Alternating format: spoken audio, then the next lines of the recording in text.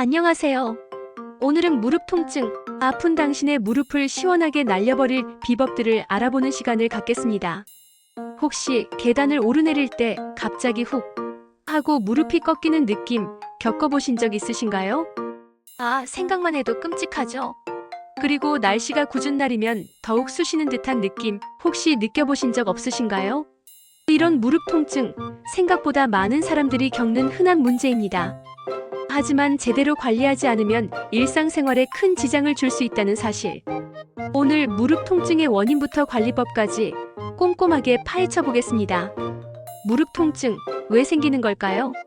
우리 무릎은 참 고생이 많아요. 뼈, 연골, 인대, 힘줄, 그리고 관절에까지 아주 복잡한 구조로 이루어져 있거든요. 마치 정교한 시계와 같다고 할 수 있죠. 그런데 이 녀석들이 나이가 들거나 무리한 운동, 잘못된 자세 또는 갑작스러운 사고 때문에 망가지기 시작하면 상상만 해도 끔찍하죠. 특히 무릎은 우리 몸의 하중을 지탱하는 중요한 역할을 하기 때문에 한번 문제가 생기면 일상생활의 많은 부분을 어렵게 만들 수 있습니다. 걷는 것, 뛰는 것, 계단을 오르는 것 등 우리가 매일 당연하게 여기는 모든 움직임들이 고통스러워질 수 있다는 사실 잊지 마세요. 자, 그럼 무릎 통증의 원인들을 좀 더 자세히 파헤쳐 볼까요? 각 원인별로 어떤 증상이 나타나는지, 그리고 어떤 점을 주의해야 하는지 함께 알아보도록 하겠습니다. 퇴행성 관절염, 나이가 들면서 연골이 닳아 없어지는 거예요. 마치 오래된 자동차 타이어가 닳듯이 말이죠. 연골은 뼈와 뼈 사이에서 충격을 흡수하고 부드럽게 움직이도록 돕는 역할을 하는데, 이 연골이 닳으면 뼈와 뼈가 직접 닿아 통증을 유발하게 됩니다. 아침에 일어났을 때 뻣뻣하고 움직일 때 뚝뚝 소리가 난다면, 그리고 앉았다 일어설 때 무릎이 시큰거린다면 퇴행성 관절염을 의심해 봐야 합니다. 치료하지 않고 방치하면 극심한 통증과 함께 관절 변형까지 올 수 있다는 사실 명심하세요. 퇴행성 관절염은 노화가 가장 큰 원인이지만 비만, 과도한 무릎 사용, 유전적인 요인 등도 영향을 미칠 수 있습니다. 반월상 연골판 손상, 무릎 사이에 있는 연골판이 찢어지는 거예요. 갑작스러운 방향 전환이나 무리한 운동 또는 외부 충격에 의해 발생할 수 있습니다. 반월상 연골판은 무릎 관절의 안정성을 유지하고 충격을 흡수하는 중요한 역할을 합니다. 찢어지면 무릎이 붓고 걷기가 힘들고 무릎을 제대로 굽히거나 펴기 어려울 수 있습니다. 마치 무언가 걸린 듯한 느낌이 들기도 하죠. 특히 운동선수나 활동적인 사람들에게서 자주 발생하며 치료 시기를 놓치면 만성적인 통증으로 이어질 수 있습니다. 인대 손상, 무릎을 지지해주는 인대가 늘어나거나 찢어지는 거예요. 격렬한 운동이나 사고로 인해 발생할 수 있어요. 인대는 뼈와 뼈를 연결하여 관절의 안정성을 유지하는 역할을 합니다. 삐끗 하는 순간 아찔하죠. 인대가 손상되면 무릎이 붓고 통증이 심하며 무릎에 힘이 들어가지 않아 걷기조차 힘들 수 있습니다.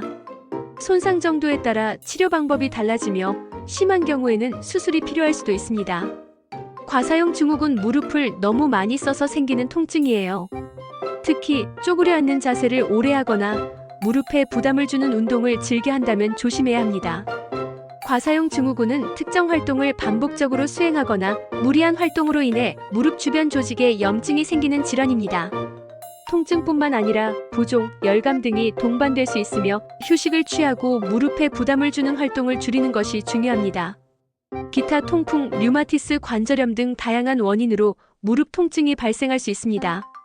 통풍은 혈액 내 요산 수치가 높아져 관절에 쌓여 염증을 일으키는 질환이며, 류마티스 관절염은 자가 면역 질환으로 관절을 공격하여 염증과 통증을 유발합니다. 이러한 질환들은 조기에 발견하고 적절한 치료를 받는 것이 중요합니다. 자, 이렇게 다양한 원인들 때문에 무릎이 아플 수 있다는 걸 알았으니 이제 어떻게 관리해야 하는지 알아볼까요? 무릎 통증은 초기 관리가 매우 중요합니다. 증상이 심해지기 전에 적절한 조치를 취하면 통증을 완화하고 더 심각한 문제로 이어지는 것을 예방할 수 있습니다. 스트레칭과 운동, 무릎 주변 근육을 강화하고 유연성을 높여주는 스트레칭과 운동은 무릎 건강에 필수적입니다. 꾸준한 운동은 통증을 완화하고 재발을 방지하는 데 도움이 됩니다. 허벅지 앞쪽 근육 강화 운동, 의자에 앉아 다리를 쭉 뻗고 5초간 유지하기. 10번 반복. 허벅지 뒤쪽 근육 강화 운동. 엎드려서 다리를 들어 올리기 10번 반복. 종아리 근육 스트레칭. 벽을 짚고 한쪽 다리를 뒤로 쭉 뻗어 스트레칭하기. 주의사항: 통증이 심하다면 무리하게 운동하지 마세요. 의사나 물리치료사와 상담하는 것이 좋습니다. 운동 전후 스트레칭은 필수. 냉찜질과 온찜질. 급성 통증과 만성 통증에 따라 냉찜질과 온찜질을 적절하게 활용하는 것이 좋습니다. 급성 통증 부어오르고 열이 나는 경우 냉찜질, 얼음찜질. 팩을 수건으로 감싸서 1520분 정도 해주세요. 냉찜질은 염증을 가라앉히고 통증을 완화하는 데 효과적입니다. 만성 통증 뻣뻣하고 뻐근한 경우 온찜질, 따뜻한 물수건이나 찜질팩으로 1520분 정도 해주세요. 온찜질은 근육을 이완시키고 혈액순환을 개선하여 통증을 완화하는 데 도움이 됩니다. 체중관리: 과체중은 무릎에 엄청난 부담을 줍니다. 체중이 1kg 증가할 때마다 무릎은 약 4kg의 하중을 더 받게 된다는 사실 알고 계셨나요? 다이어트는 선택이 아닌 필수. 건강한 식단과 꾸준한 운동으로 체중을 관리해주세요. 체중 감량은 무릎 통증 완화에 가장 효과적인 방법 중 하나입니다. 올바른 자세 유지: 평소 바른 자세를 유지하는 것은 무릎 건강을 지키는데 매우 중요합니다. 앉을 때는 허리를 꼿꼿이 세우고 무릎을 90도로 유지하세요. 다리를 꼬거나 삐딱하게 앉는 자세는 피해주세요. 걸을 때는 척추를 바르게 세우고 발 전체로 땅을 딛는 느낌으로 걸으세요. 보폭을 너무 넓게 하거나 걷는 도중 발을 끄는 습관은 무릎에 부담을 줄 수 있습니다. 쪼그려 앉는 자세는 피해주세요. 꼭 필요하다면 무릎에 부담이 덜 가는 자세로 앉으세요. 쪼그려 앉는 자세는 무릎 연골에 압력을 가하여 손상을 유발할 수 있습니다. 보조기구 사용: 무릎 통증이 심하거나 일상생활에 어려움을 겪는다면 보조기구의 도움을 받는 것도 좋은 방법입니다. 무릎 보호대 운동할 때나 무릎에 부담이 가는 활동을 할 때 착용하면 좋습니다. 무릎 보호대는 무릎을 지지하고 안정성을 높여줍니다. 지팡이: 무릎 통증이 심할 경우 지팡이를 사용하여 무릎에 가해지는 부담을 줄일 수 있습니다. 지팡이는 보행 시 체중 부하를 분산시켜 통증을 완화하는 데 도움을 줍니다. 병원 방문 및 치료: 통증이 심하거나 붓기가 가라앉지 않는다면 반드시 병원을 방문하여 정확한 진단을 받으세요. 자가 진단은 위험할 수 있으며 정확한 진단을 통해 적절한 치료를 받는 것이 중요합니다. 약물 치료: 통증 완화 및 염증 감소를 위해 진통제, 소염제 등을 사용할 수 있습니다. 주사 치료: 연골 주사, 스테로이드 주사 등을 통해 통증을 완화하고 염증을 줄일 수 있습니다. 물리치료: 전기치료, 초음파 치료, 마사지 등을 통해 통증을 완화하고 근육을 강화할 수 있습니다. 수술: 심각한 손상의 경우 연골 이식술, 인공관절 수술 등이 필요할 수 있습니다. 자, 이제 무릎 통증 관리의 핵심 비법들을 모두 알려드렸습니다. 어떠세요?